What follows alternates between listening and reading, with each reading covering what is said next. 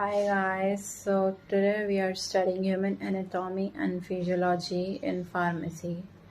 So basically we'll study about what is the role of HAP in pharmacy.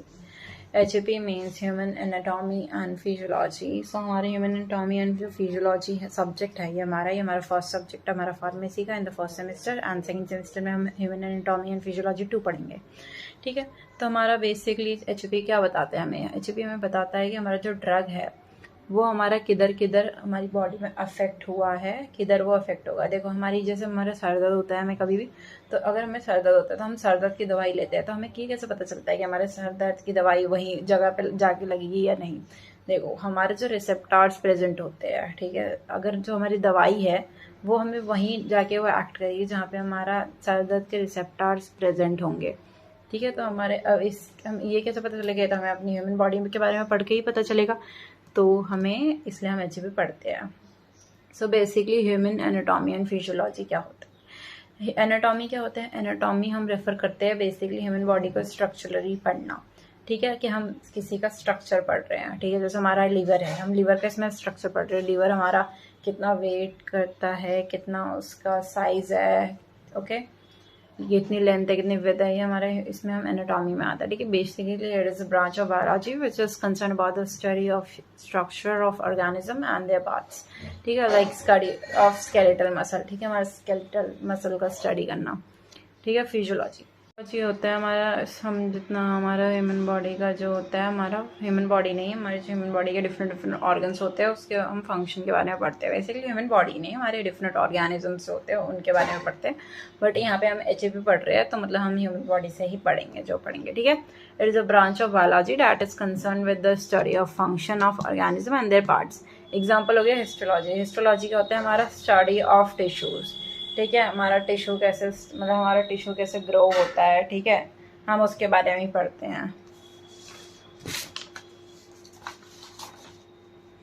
तो अब हम पढ़ेंगे scope of anatomy. हमारा anatomy का क्या क्या स्कोप है. ठीक है, सबसे पहला स्कोप है हमारा एनाटॉमी का एम्ब्रियोलॉजी. एम्ब्रियोलॉजी होता है हमारा development of first 8 weeks of a new born embryo. ठीक है, लाइक आफ्टर फर्टिलाइजेशन. ठीक है, हमारा जब फर्टिलाइजेशन होता है, ठीक है, जब कॉइटस होता है और उसके बाद हमारा फर्टिलाइजेशन होता है, तो उसके बाद हमारा बेबी जो होता है वो 8 हफ्ते तक कैसे कैसे उसके स्ट्रक्चर में चेंज आता है, तो उसको हम एम्ब्रियोलॉजी बोलते हैं. डेवलपमेंट बायोलॉजी जो होता है वो हमारा जो डेवलपमेंट होता है इंडिविजुअल का फ्रॉम बर्थ टू डेथ, उसके बारे में पढ़ते हैं. ठीक है, सेल बायोलॉजी होता है. सेल बायोलॉजी जो हमारे सेल होते हैं ना डिफरेंट, उसके बारे में हम पढ़ते हैं. ठीक है, उनके स्ट्रक्चर कैसे कैसे होते हैं. ठीक है, हमारे डिफरेंट सेल के डिफरेंट स्ट्रक्चर होते हैं, तो हम उसमें ही पढ़ते हैं. हिस्टोलॉजी जो होता है हमारा स्टडी ऑफ टिश्यू होता है, कि हमारे डिफरेंट टिश्यू के कैसे कैसे मतलब स्ट्रक्चर होता है या उसका फंक्शन होता है. ग्रॉस एनाटॉमी वो होता है जिसमें हमारा कोई भी हम चीज़ को एग्जामिन कर सकते हैं विदाउट द माइक्रोस्कोप. किसी चीज़ का हम फिजिकली देख के स्ट्रक्चर बता सकते हैं.